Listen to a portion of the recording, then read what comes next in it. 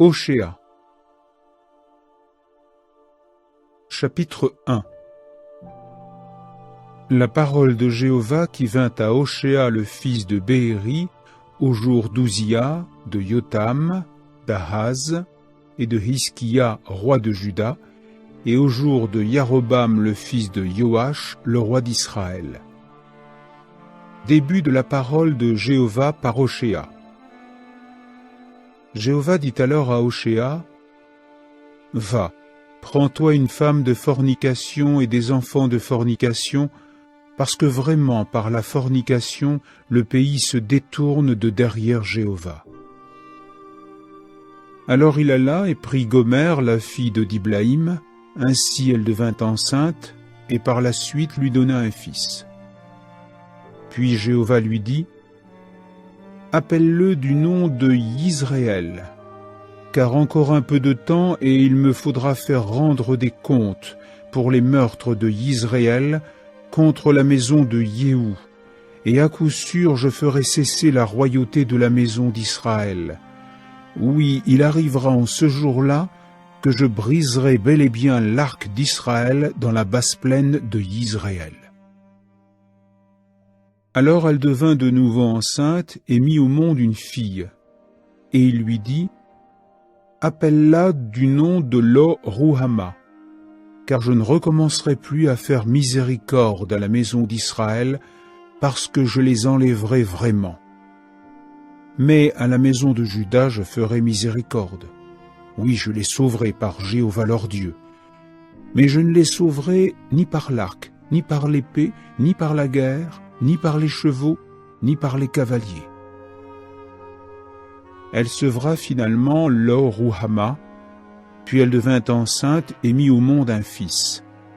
Alors il dit, « Appelle-le du nom de Lo-Ami, parce que vous n'êtes pas mon peuple, et que moi je ne serai pas à vous. »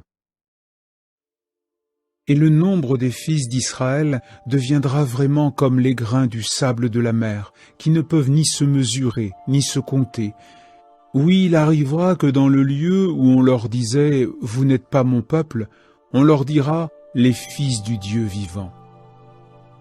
Oui, les fils de Juda et les fils d'Israël seront rassemblés dans l'unité, et vraiment ils établiront pour eux un seul chef, et monteront hors du pays, parce qu'il sera grand le jour de Yisraël. Chapitre 2. Dites à vos frères, mon peuple, et à vos sœurs, ô femmes à qui l'on a fait miséricorde. Faites un procès à votre mère, faites-lui un procès, car elle n'est pas ma femme, et moi je ne suis pas son mari. Elle doit écarter de devant elle sa fornication, et d'entre ses seins ses actes d'adultère, de peur que je ne la déshabille toute nue, et que vraiment je ne la place comme au jour de sa naissance, que vraiment je ne la mette comme un désert, que je ne la place comme une terre aride, et que je ne la fasse mourir de soif. Et à ses fils je ne ferai pas miséricorde, car ce sont des fils de fornication, car leur mère a commis la fornication, celle qui a été enceinte d'eux a agi honteusement, car elle a dit « Je veux aller derrière ceux qui m'aiment passionnément, ceux qui donnent mon pain et mon eau, ma laine et mon lin, mon huile et ma boisson. » C'est pourquoi voici que j'enclos ton chemin d'épines. Oui, j'élèverai un mur de pierre contre elle, si bien qu'elle ne trouvera pas ses routes. Et vraiment elle poursuivra ceux qui l'aiment passionnément, mais elle ne les atteindra pas. Oui, elle les cherchera, mais elle ne les trouvera pas. Et elle devra dire, « Je veux aller, je veux retourner vers mon mari le premier, car j'étais mieux à cette époque-là que maintenant. » Mais elle n'a pas reconnu que c'est moi qui lui avais donné le grain, le vin doux et l'huile, et que j'avais fait abonder l'argent pour elle, et l'or dont ils se sont servis pour Baal. C'est pourquoi je reviendrai, et à coup sûr j'enlèverai mon grain en son temps, et mon vin doux en sa saison. Oui, j'arracherai ma laine et mon lin qui servaient à couvrir sa nudité. Et maintenant je découvrirai ses parties sexuelles aux yeux de ceux qui l'aiment passionnément, et il n'y aura pas un homme pour l'arracher de ma main. À coup sûr je ferai cesser toute son allégresse, sa fête, sa nouvelle lune, son sabbat et toutes ses époques de fête. Oui, je désolerai sa vigne et son figuier dont elle a dit « Ils sont un cadeau pour moi que m'ont donné ceux qui m'aiment passionnément. » Et vraiment je les mettrai en forêt, et à coup sûr la bête sauvage des champs les dévorera. Oui, je ferai rendre des comptes contre elles, pour les jours des images de Baal, pour lesquelles elle faisait de la fumée sacrificielle, quand elle se parait de son anneau et de son ornement, et qu'elle allait derrière ceux qui l'aimaient passionnément, et moi, elle m'oubliait. C'est là ce que déclare Jéhovah. C'est pourquoi voici que je la persuade, et vraiment je la ferai aller au désert et je parlerai à son cœur. Oui, à partir de ce moment-là, je lui donnerai ses vignes, et la basse plaine d'accord comme entrée ouvrant sur l'espoir. Et là, elle répondra à coup sûr comme au jour de sa jeunesse, et comme au jour où elle montait du pays d'Égypte. Oui, il arrivera en ce jour-là, c'est là ce que déclare Jéhovah, que tu m'appelleras mon mari, et tu ne m'appelleras plus mon propriétaire. Oui, j'ôterai de sa bouche les noms des images de Baal, et on ne se souviendra plus d'elles par leur nom. Oui, je conclurai pour eux en ce jour-là une alliance en ce qui concerne la bête sauvage des champs, la créature volante des cieux et la bête rampante du sol. L'arc, l'épée et la guerre, je les briserai et les éliminerai du pays, et vraiment je les ferai se coucher en sécurité. Oui, je te fiancerai à moi pour des temps indéfinis, je te fiancerai à moi avec justice et avec équité, avec bonté de cœur et avec miséricorde. Oui, je te fiancerai à moi avec fidélité, et à coup sûr tu connaîtras Jéhovah. Et vraiment il arrivera en ce jour-là que je répondrai, c'est là ce que déclare Jéhovah, je répondrai aux cieux, et eux répondront à la terre. Et la terre, elle, répondra au grain et au vin doux et à l'huile, et eux répondront à Israël, Dieu sèmera. Oui, comme une semence, je la sèmerai pour moi sur la terre. Et vraiment je ferai miséricorde à celles à qui l'on n'avait pas fait miséricorde. Et je dirai à ceux qui n'étaient pas mon peuple, tu es mon peuple, et eux, ils diront, tu es mon Dieu. Chapitre 3.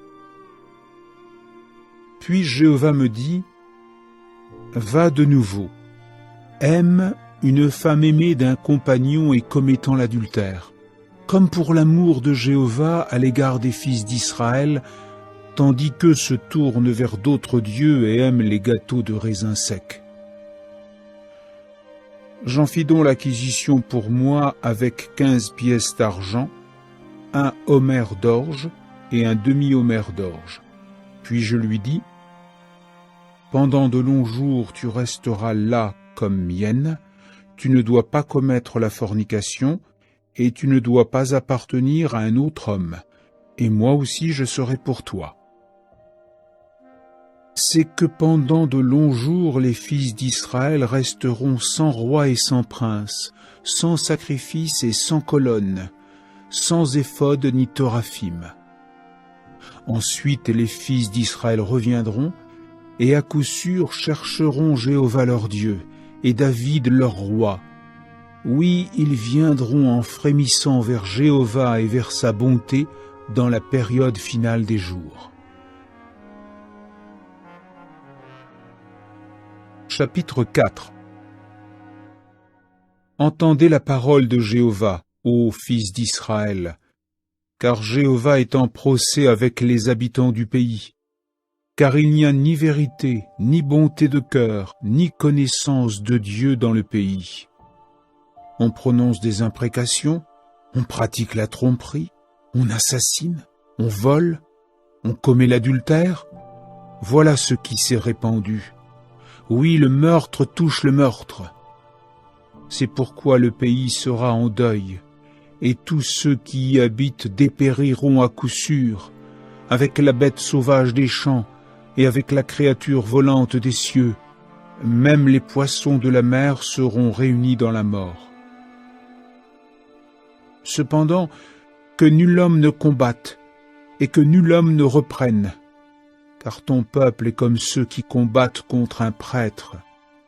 À coup sûr, tu trébucheras pendant le jour. Oui, même le prophète trébuchera avec toi comme dans la nuit, et vraiment je ferai taire ta mère. À coup sûr, mon peuple sera réduit au silence parce qu'il n'y a pas de connaissance. Parce que toi tu as rejeté la connaissance, je te rejetterai moi aussi, afin que tu ne me serves plus en qualité de prêtre. Parce que tu continues d'oublier la loi de ton Dieu, j'oublierai tes fils moi aussi.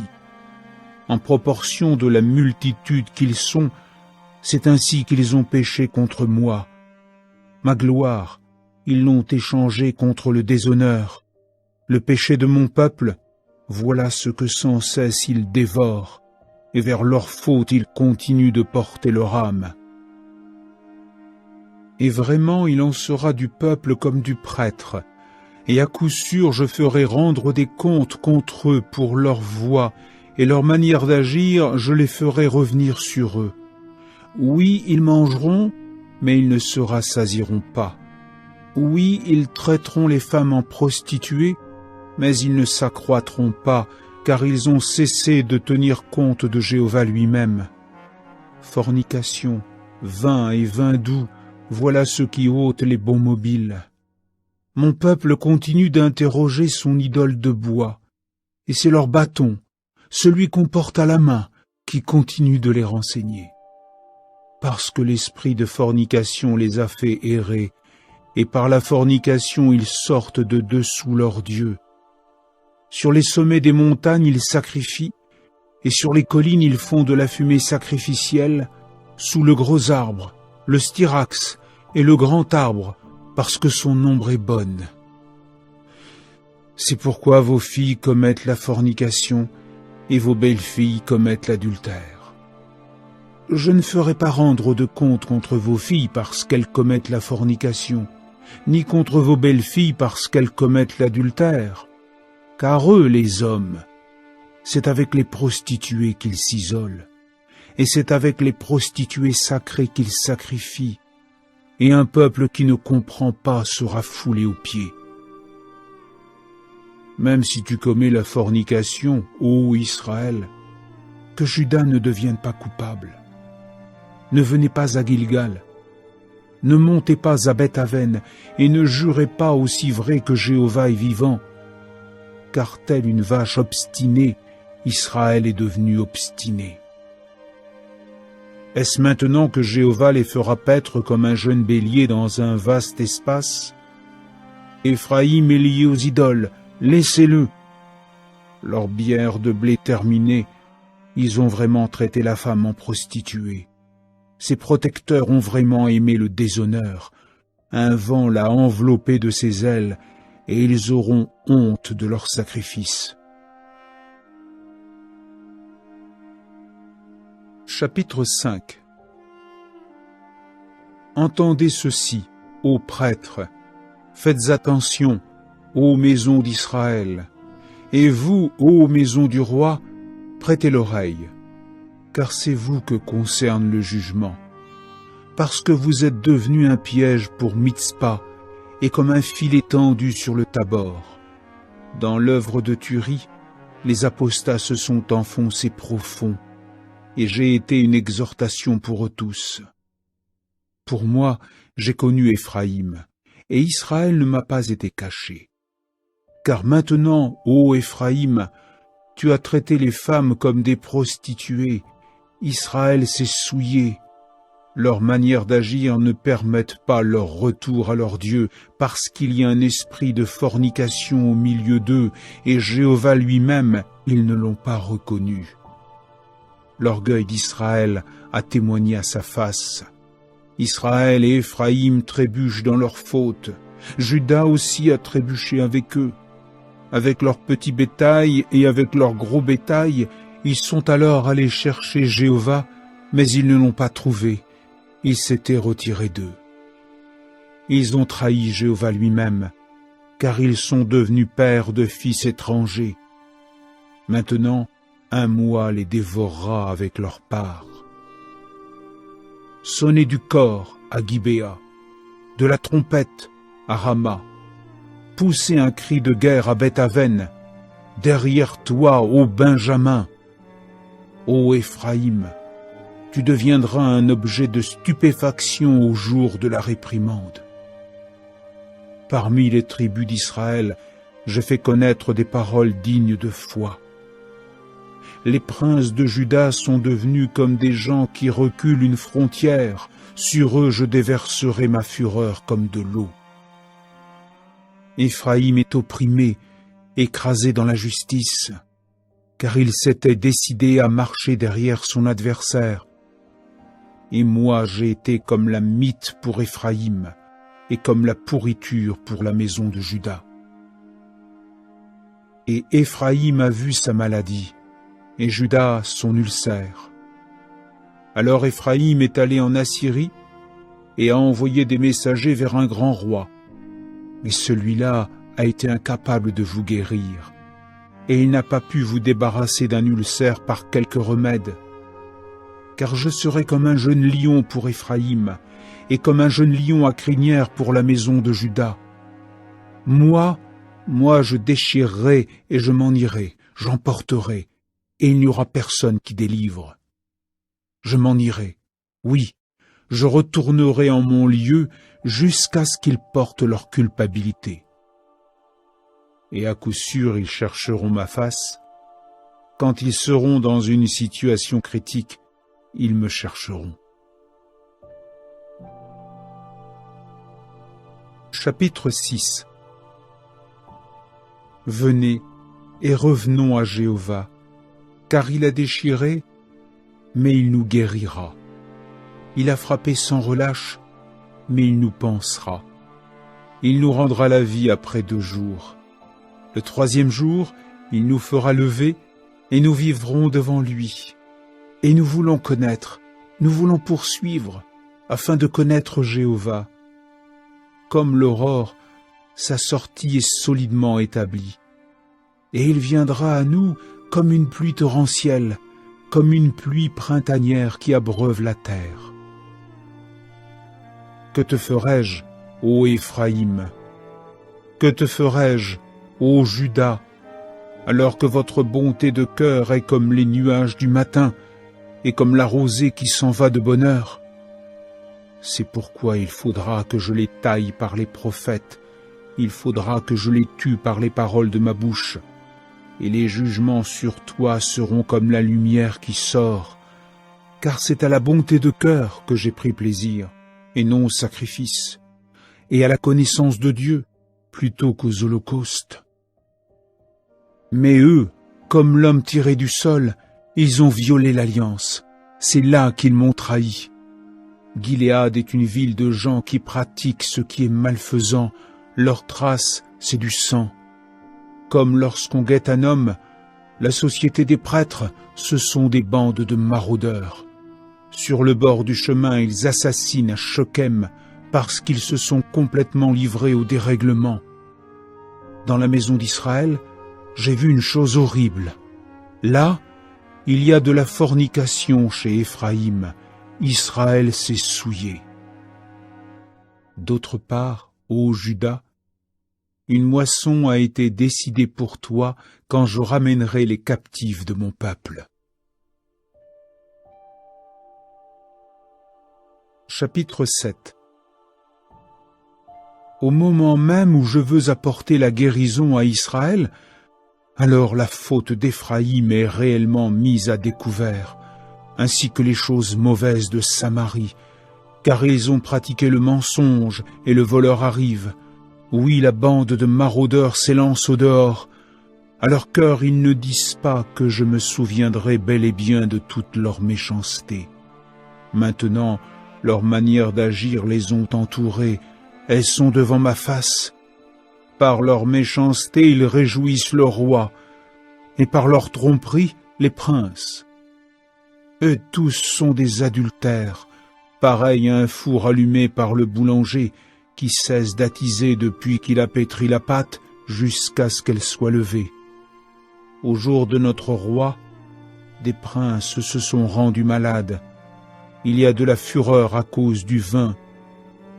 Il a tiré sa main avec les moqueurs, car ils ont approché leur cœur comme d'un four. Ils brûlent au-dedans d'eux. Toute la nuit leur boulanger dort. Au matin le four brûle comme d'un feu flamboyant. Ils deviennent brûlants, eux tous comme le four, et vraiment ils dévorent leurs juges. Tous leurs rois sont tombés, pas un parmi eux ne crie vers moi. Quant à Éphraïm, c'est avec les peuples que lui-même se mêle. Éphraïm est devenu un gâteau rond qu'on n'a pas retourné. Des étrangers ont dévoré sa force, et lui ne l'a pas su. De plus, des cheveux gris ont blanchi sur lui, mais lui ne l'a pas su. L'orgueil d'Israël a témoigné à sa face, et ils ne sont pas revenus à Jéhovah leur Dieu, et ils ne l'ont pas cherché à cause de tout cela. Éphraïm est semblable à une colombe naïve, sans cœur. Ils ont appelé l'Égypte, ils sont allés en Assyrie. Où qu'ils aillent, je tendrai sur eux mon filet. Comme les créatures volantes des cieux, je les ferai descendre, je les disciplinerai suivant l'annonce faite à leur assemblée. Malheur à eux, car ils ont fui loin de moi. Pillage pour eux, car ils ont commis des transgressions contre moi. Et moi j'ai entrepris de les racheter, mais ils ont dit des mensonges contre moi. Et ils ne m'ont pas appelé à l'aide avec leur cœur, alors qu'ils hurlaient sur leur lit. À cause de leur grain et de leur vin doux, ils flânaient, ils se tournaient contre moi. Et moi je disciplinais vraiment, je fortifiais leurs bras, mais contre moi ils méditaient du mal. Et ils ont entrepris de revenir, non pas vers quelque chose de haut. Ils étaient devenus comme un arc mal tendu. Leurs princes tomberont par l'épée à cause des invectives de leur langue. Ce sera leur dérision au pays d'Égypte. Chapitre 8. À ta bouche, le corps. On vient comme un aigle contre la maison de Jéhovah, parce qu'ils ont violé mon alliance, et contre ma loi ils ont commis des transgressions. Vers moi ils crient sans cesse, « Ô mon Dieu, nous, Israël, nous t'avons connu. » Israël a rejeté le bien, que quelqu'un qui est un ennemi le poursuive. Eux, ils ont établi des rois, mais non à cause de moi. Ils ont établi des princes, mais je ne le savais pas. De leur argent et de leur or, ils se sont fait des idoles, afin qu'ils soient retranchés. Ton veau a été rejeté, ô Samarie. Ma colère s'est enflammée contre eux. Jusqu'à quand seront-ils incapables d'innocence? Car d'Israël provenait même cela. Un artisan l'a fait, et il n'est pas Dieu, parce que le veau de Samarie deviendra des copeaux. Car c'est le vent qu'ils sèment sans cesse, et c'est l'ouragan qu'ils moissonneront. Rien n'a de céréales sur pied, les germes ne produisent pas de farine. Si par hasard ils en produisent, des étrangers l'engloutiront. Israël devra être englouti. Oui, maintenant ils seront parmi les nations comme un récipient dans lequel il n'y a aucun plaisir. Car ils sont montés vers la Syrie comme un zèbre qui se tient à l'écart. Dans le cas d'Éphraïm, ils ont engagé des amants. En outre, bien que sans cesse il les engage parmi les nations, maintenant je les rassemblerai, et ils seront pendant un peu de temps dans de violentes douleurs à cause du fardeau du roi et des princes. Car Éphraïm a multiplié les autels afin de pécher, il a des autels afin de pécher. J'ai entrepris d'écrire pour lui de nombreuses choses de ma loi, elles ont été considérées comme quelque chose d'étranger. Pour sacrifices qui me sont offerts, Ils ont continué à sacrifier de la chair, et ils ont continué à manger ce en quoi Jéhovah, lui, n'a pas pris plaisir. Maintenant il va se souvenir de leurs fautes et faire rendre des comptes pour leurs péchés. Eux, ils ont entrepris de retourner en Égypte, et Israël oubliait son auteur et bâtissait des temples. Quant à Juda, il a multiplié les villes fortifiées. À coup sûr, j'enverrai un feu dans ces villes, et il devra dévorer les tours d'habitation de chacune. Chapitre 9. Ne te réjouis pas, ô Israël, ne te montre pas joyeux comme les peuples, car par la fornication tu t'es éloigné d'auprès de ton Dieu. Tu as aimé les cadeaux, c'est-à-dire le salaire, sur toutes les aires à grains.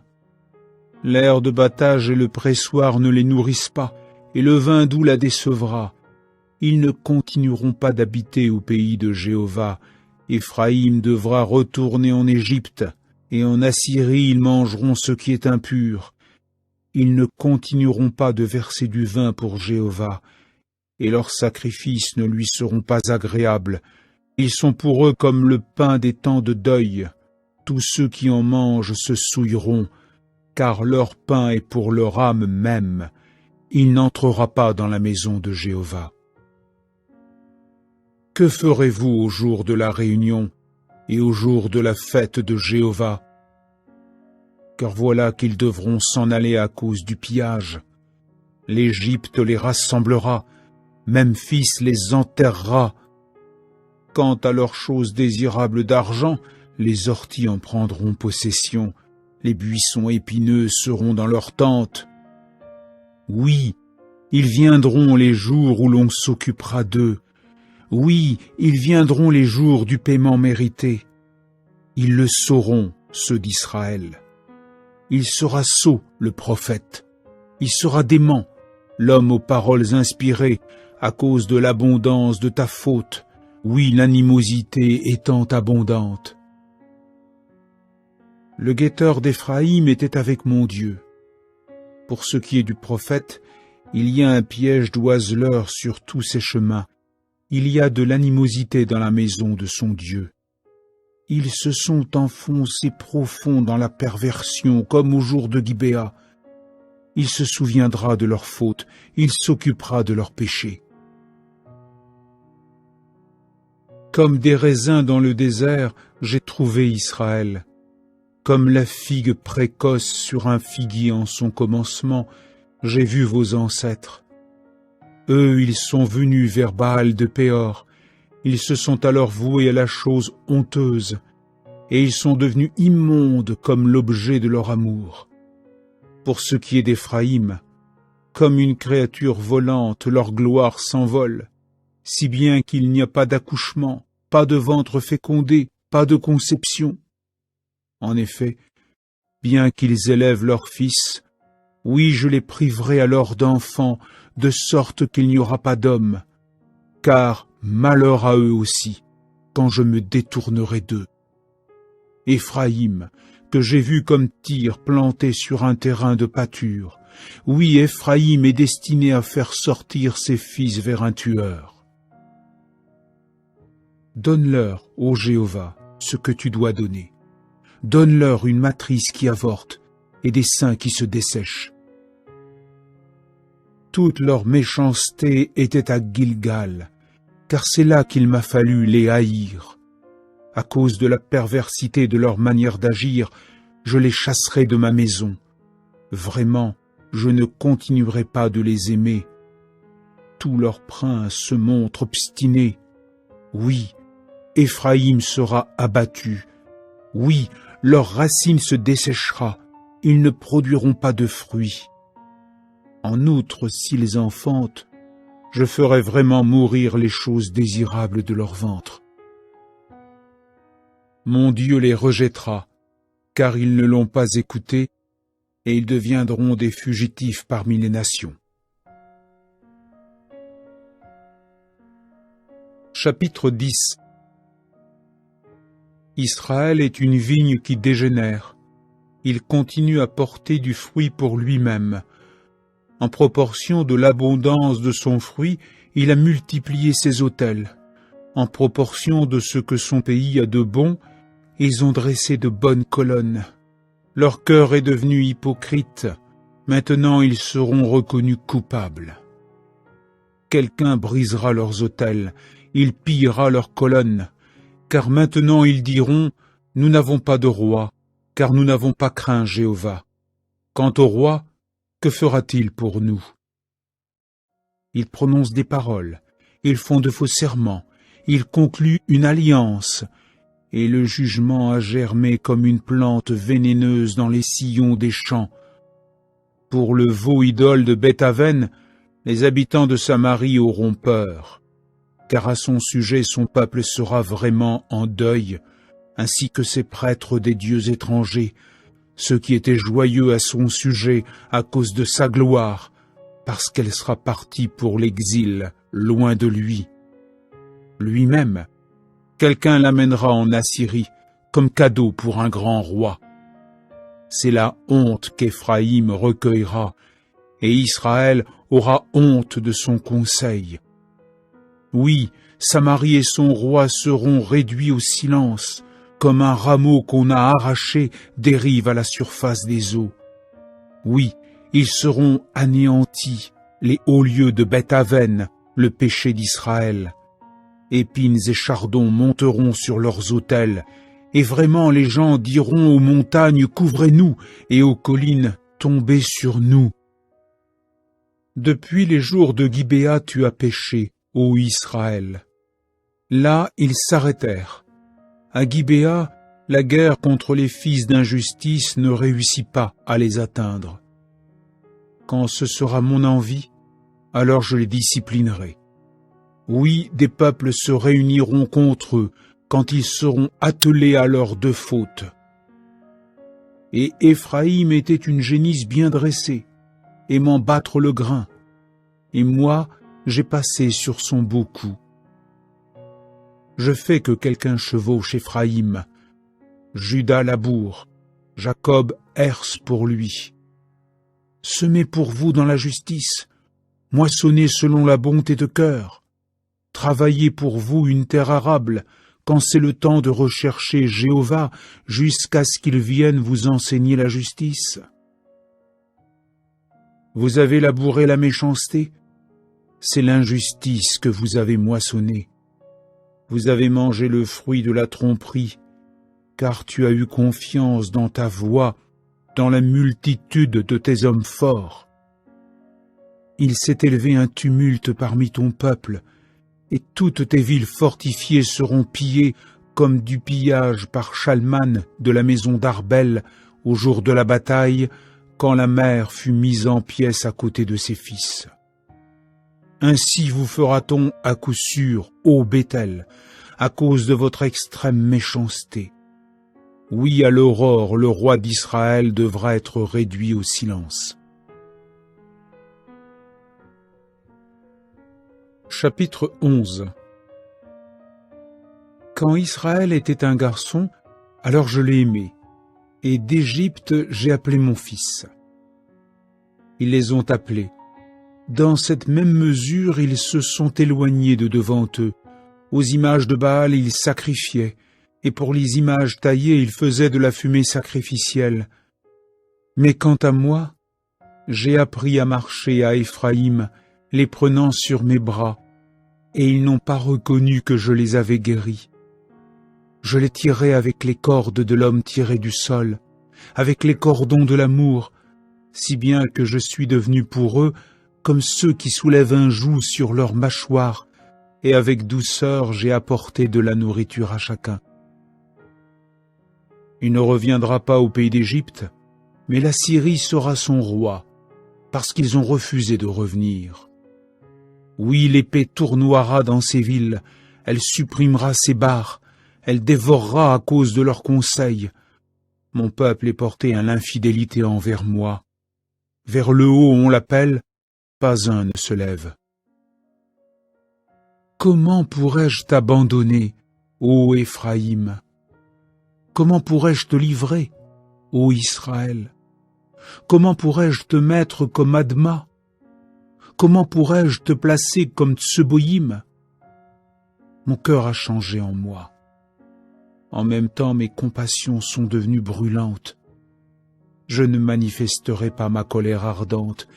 Je ne supprimerai pas de nouveau Éphraïm, car je suis Dieu et non pas homme, le saint au milieu de toi, et je ne viendrai pas dans un état d'agitation.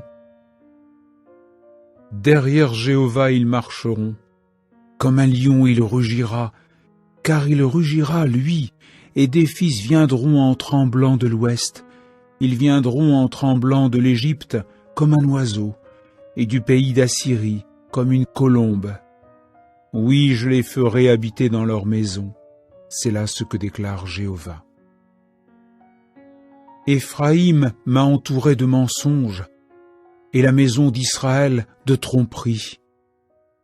Mais Juda vagabonde encore avec Dieu, et avec le Très-Saint, il est digne de confiance. Chapitre 12. Éphraïm se repaît de vent et poursuit le vent d'est tout au long du jour. Il multiplie le mensonge et le pillage. Il conclut une alliance avec la Syrie, et l'on amène de l'huile en Égypte. Et Jéhovah est en procès avec Juda, oui, pour faire rendre des comptes contre Jacob selon ses voies, selon ses manières d'agir, il lui rendra. Dans le ventre, il a saisi son frère par le talon, et avec son énergie vive, il a lutté avec Dieu. Et il luttait avec un ange, et finalement l'emporta. Il pleura afin d'implorer pour lui sa faveur. À Béthel, il le trouva, et là, il se mit à parler avec nous. Et Jéhovah, le Dieu des armées, Jéhovah est son mémorial. Et quant à toi, tu dois revenir à ton Dieu, gardant la bonté de cœur et la justice, et qu'on espère en ton Dieu constamment. Quant au marchand, dans sa main sont les balances de la tromperie. Oui, il aime spolier. Et Éphraïm dit sans cesse, « Vraiment, je suis devenu riche. J'ai trouvé des choses de valeur pour moi. Quant à tout mon labeur, on ne trouvera pas chez moi de faute qui soit péchée. Mais moi, je suis Jéhovah ton Dieu depuis le pays d'Égypte. Je te ferai encore habiter sous les tentes comme au jour d'un temps fixé.